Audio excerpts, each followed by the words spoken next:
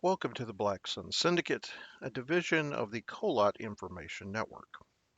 I am your host, Baylan Skoll, Mercenary for Hire. Today, we're going to discuss my top 10 cards among leaders and bases from Spark of Rebellion.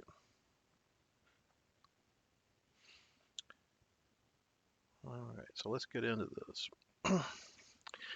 Well, let's start with one of the menaces of the format so far. We have Boba Fett collecting the bounty. Um,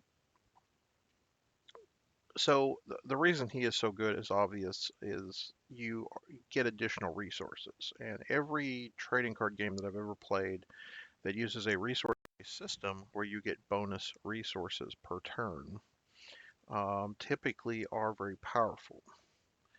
Um, now, th- this compared to the Han Solo in set one, um, Boba Fett is better because you're not having to while Han is allowing you to ramp up, you then don't have to destroy resources with Boba Fett. You're just getting to ready resources. Also, him deploying on 5 as a 4/7 is kind of dumb.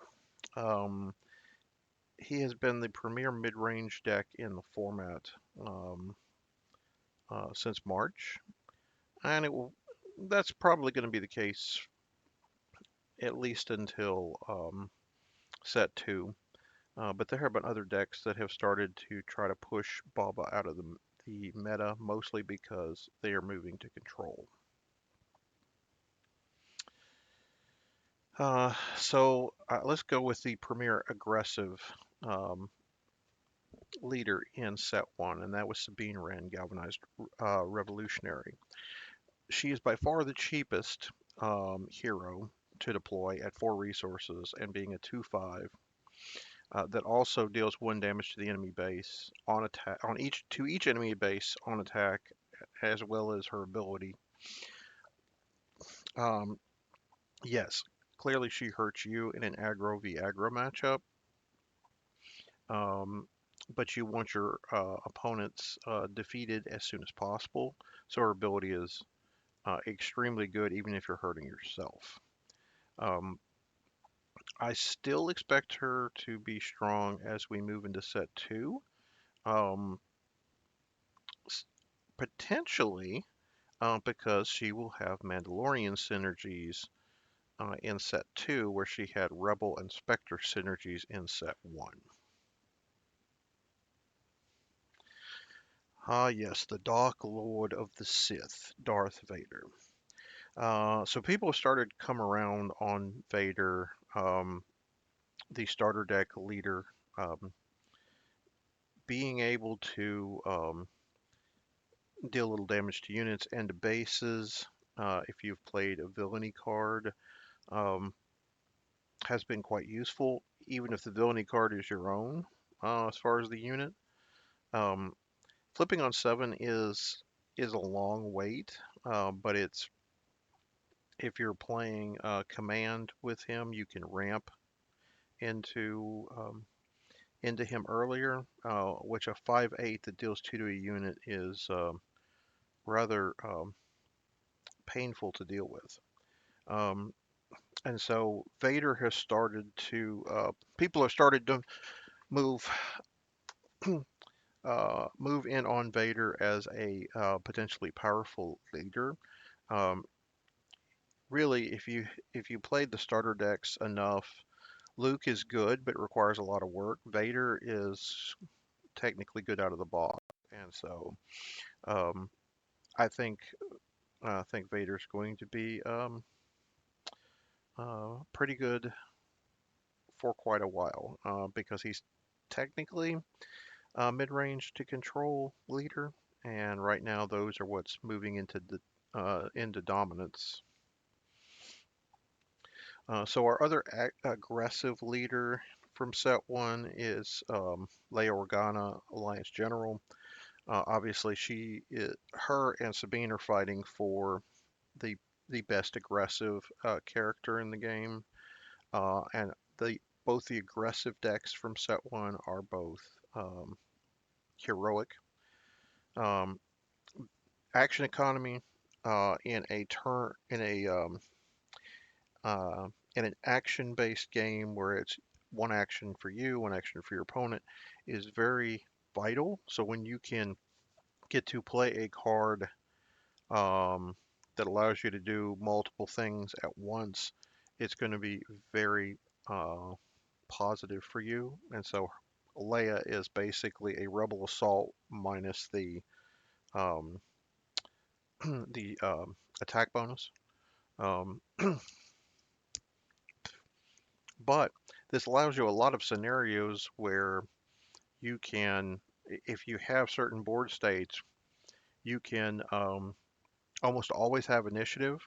So you're always pounding your opponent's base or units for a lot of damage, and now they're having to really worry about, like, if you take the initiative this turn, am I just I mean is my base just gone?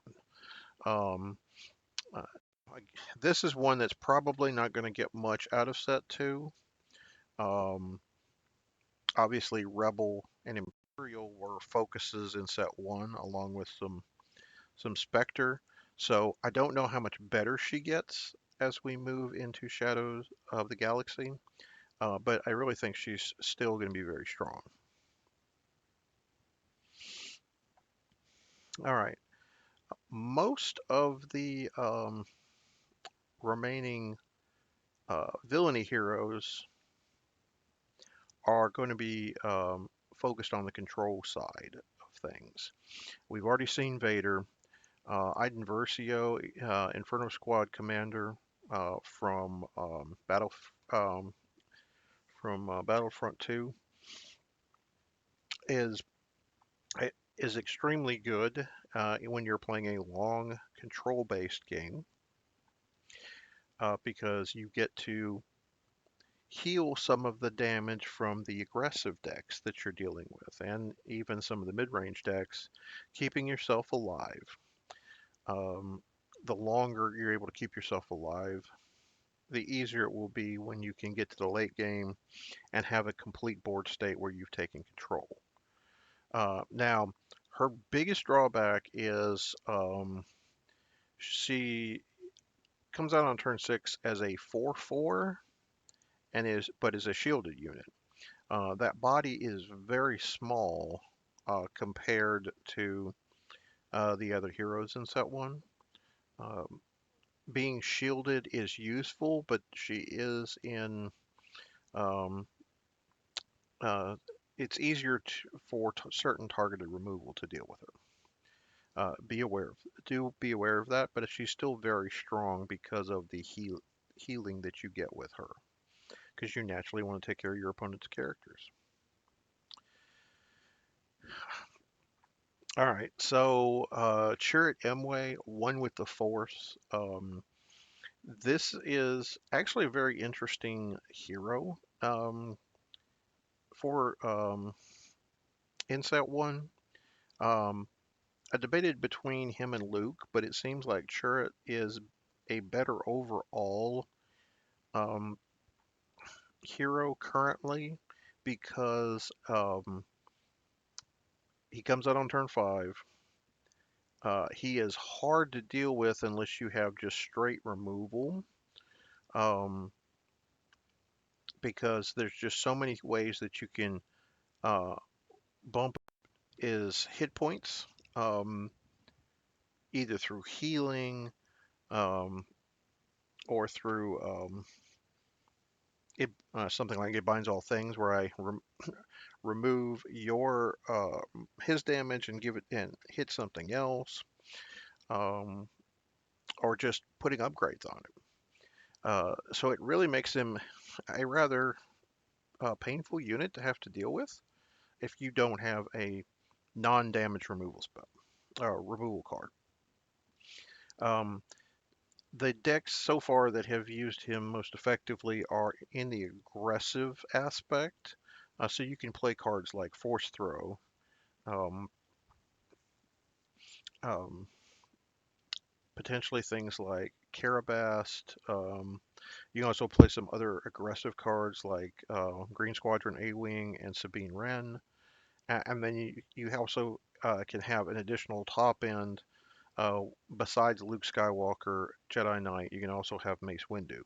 Um, so there's a lot of power in that deck currently.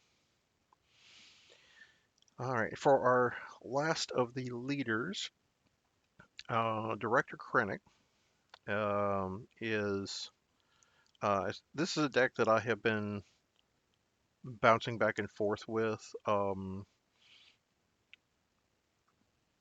trying out different colors and seeing which ones are best.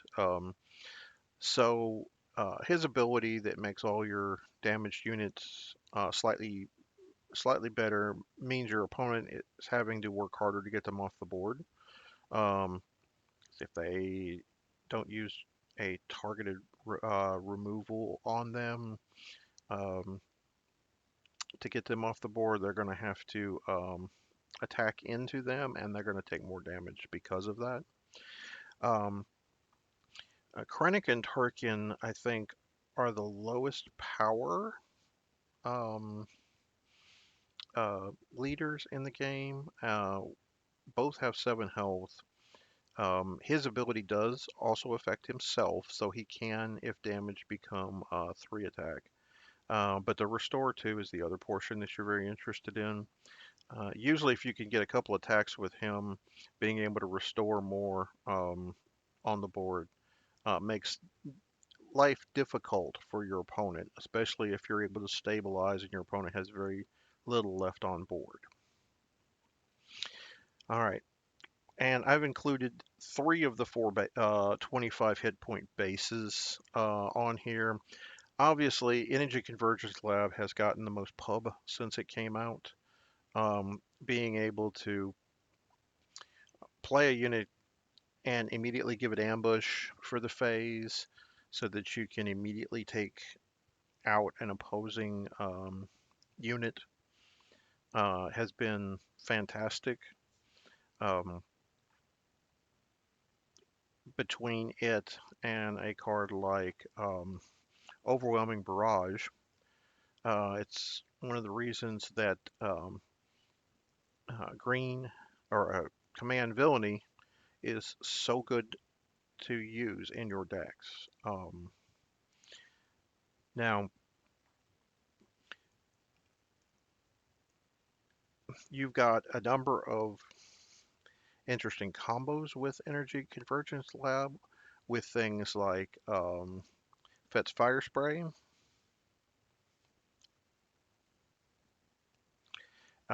Gorilla Attack Pod is one of my favorites, where I get to ambush in, um, hit your character, take out your character, take some damage, and ready it, where it can attack again the second time, only bigger.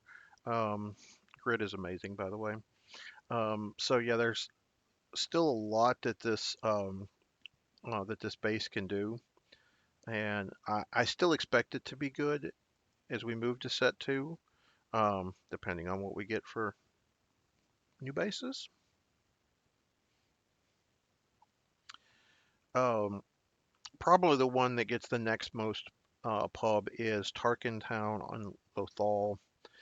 Deal 3 damage to a damaged non-leader unit. Um, Most of my decks that want to run aggression um, are running this because being able to get a damage or so on a unit and then being able to take it off the board with Tarkin Town is so valuable. Um, Being that they have to be damaged and it has to be a non-leader unit means there are some games that I run into where I have had to, if I hold on to it too long, um, there's some games where I never can get anything off the board because it's too late in the gameplay and they're just dropping bombs. Um, so typically I'm using this early to mid game to to try to keep the board stable, um, or clear depending on what strategy I'm trying to do. But I do like this base. And so obviously this is the first base I pulled was Security Complex. The Vigilance 25 hit health, give a shield to a non-leader unit. Um, there's a few decks that I've seen use this, particularly Grand Inquisitor, and I've actually seen a Vader list that's using this. Not quite as powerful as the first two, but a shield token against certain decks is an absolute pain. Uh, and what makes it even worse is if they have repeatable ways to put shields on a character, and then it's just a nightmare to deal with. All right, guys. What are your thoughts on this list? Do you agree or disagree? Leave a comment down below with your thoughts. If you think I missed something, or if you think my logic's bad on some of this, please. Feedback is always appreciated. Don't forget to like and subscribe. And no matter the game, there is no escape from the tiger.